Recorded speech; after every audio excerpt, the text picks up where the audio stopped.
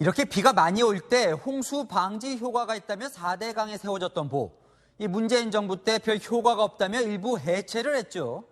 윤석열 정부가 조만간 4대강보 존치를 공식 선언하고 해체된 보 복원 사업에 돌입합니다.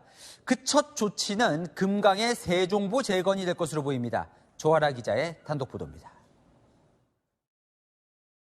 정부가 조만간 대통령 직속 국가물관리위원회에 문재인 정부가 내린 4대강 보해체 결정을 수정해달라고 요청할 계획입니다. 4대강 보 원상 복구 작업에 들어가는 겁니다.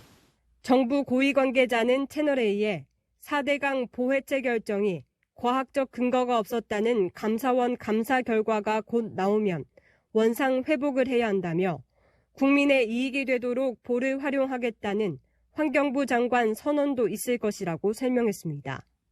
문재인 정부는 4대강 보 총 16개 중에서 금강과 영산강에 있는 5개 보를 전부 또는 일부 해체하거나 해체와 다름없는 상시 개방 조치를 취했습니다.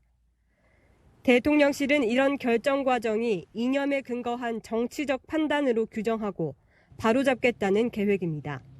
4대강 보 재건의 첫 조치로는 금강의 세종보 재건 사업이 유력합니다.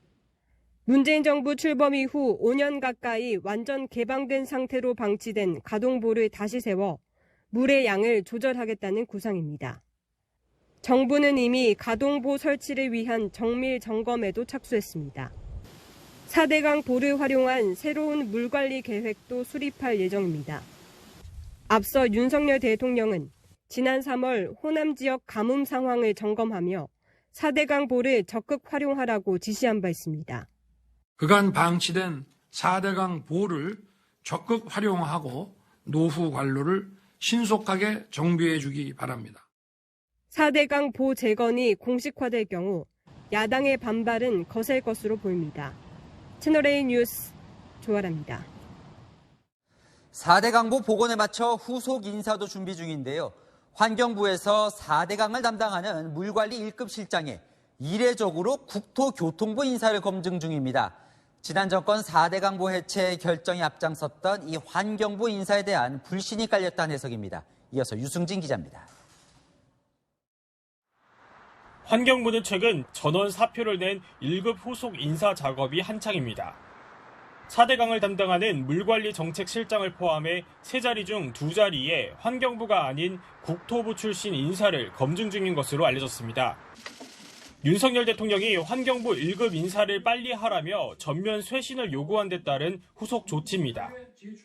환경부 고위직에 국토부 인사를 중용하려는 건 지난 정권 당시 환경부가 일부 시민단체와 결탁해 4대강 보 해체에 앞장섰다는 불신이 반영됐다는 해석이 나옵니다. 균형이라고 하는 측면, 성과라고 하는 측면에서 국토부에서 온 분도 충분히 이 중용을 할 수 있다 하는.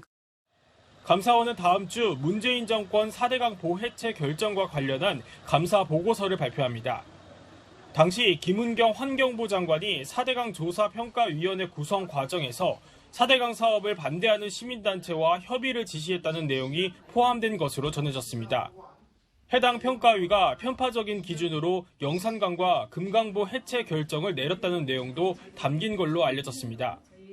감사원은 이미 올해 초 김은경 전 장관을 검찰에 수사 요청했습니다.